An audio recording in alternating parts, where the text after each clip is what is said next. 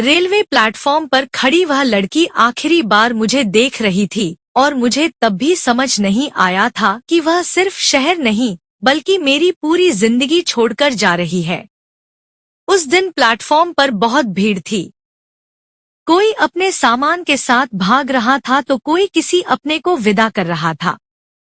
लेकिन उन सब आवाजों के बीच मेरी नजर सिर्फ उस लड़की पर टिकी हुई थी जिसकी आंखों में अजीब सा डर और दर्द था।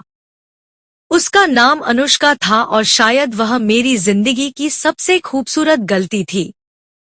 अनुष्का से मेरी पहली मुलाकात भी इसी स्टेशन पर हुई थी। मैं रोज की तरह नौकरी के लिए दूसरे शहर जाने वाली गाड़ी का इंतजार कर रहा था। तभी अचानक एक लड़की जल्दी जल्दी भागते हुए आई और उसका बैग मेरे कंधे से टकरा गया। उसके हाथ से टिकट नीचे गिर गया। वह घबरा गई थी और बार बार माफी मांग रही थी। लेकिन सच कहूं तो उस दिन पहली बार मुझे किसी की घबराहट भी खूबसूरत लगी थी। गाड़ी आने में देर थी और वहीं से हमारी बातें शुरू हो गईं। उसने बताया कि वह अपने कॉलेज की पढ़ाई के लिए इस शहर में नई आई है और यहाँ उसका कोई अपना नहीं है। पता नहीं क्यों, उसकी आंखों की मासूमियत मुझे पहली मुलाकात में ही अपनी सी लगने लगी थी। उस दिन के बाद हमारी मुलाकातें बढ़ने लगी, कभी स्टेशन पर, कभी सड़क किनारे चाय की दुकान पर और कभी शाम को पुल के पास बैठकर हम घंटों बातें किया करते। अनुष्का बहुत अलग थी। उसे छोटी छोटी चीजों में खुशी मिलती थी। बारिश शुरू होते ही वह बच्चों की तरह खुश हो जाती। उसे पुराने गाने पसंद थे और शाम की ठंडी हवा में चुपचाप बैठना भी। धीरे धीरे वह मेरी जिंदगी का हिस्सा बन गई। अब दिन भर कितना भी काम क्यों न हो, रात को उससे बात किए बिना नींद नहीं आती थी। समय बहुत तेजी से गुजर रहा था और हमारी मोहब्बत भी गहरी होती जा रही थी। हमने कभी खुलकर एक दूसरे से प्यार का इजहार नहीं किया था, लेकिन शायद हमारी आंखें ही सब कुछ कह देती थीं। वह जब भी मुझे देखती उसकी मुस्कान बदल जाती और जब वह उदास होती तो बिना बताए मुझे समझ आ जाता। पहली बार मुझे लगा था कि शायद जिंदगी इतनी भी बुरी नहीं होती, लेकिन खुशियां शायद ज्यादा देर तक मेरे साथ रहना नहीं चाहती थी। एक शाम अनुष्का बहुत चुप थी। उसकी आंखें सूजी हुई थी और वह बार बार नजरें चुरा रही थी।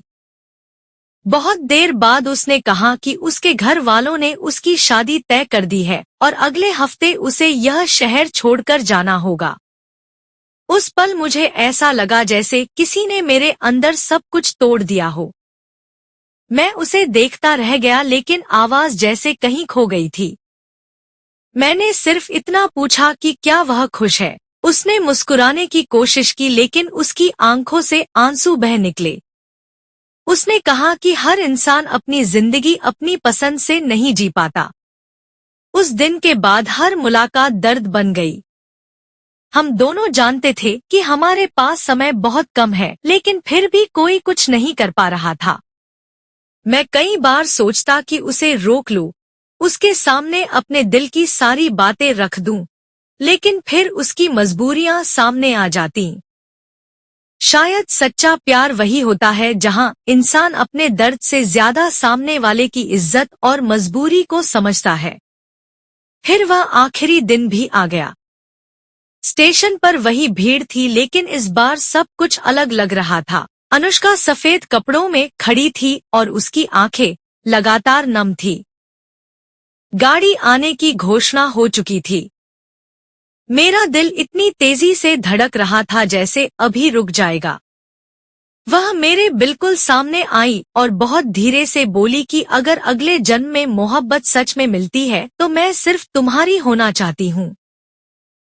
यह कहते हुए उसकी आवाज कांप रही थी। मेरी आंखों से आंसू बहने लगे लेकिन मैं फिर भी कुछ नहीं बोल पाया। गाड़ी चलने लगी। वह दरवाजे पर खड़ी लगातार मुझे देख रही थी और मैं वहीं पत्थर की तरह खड़ा था।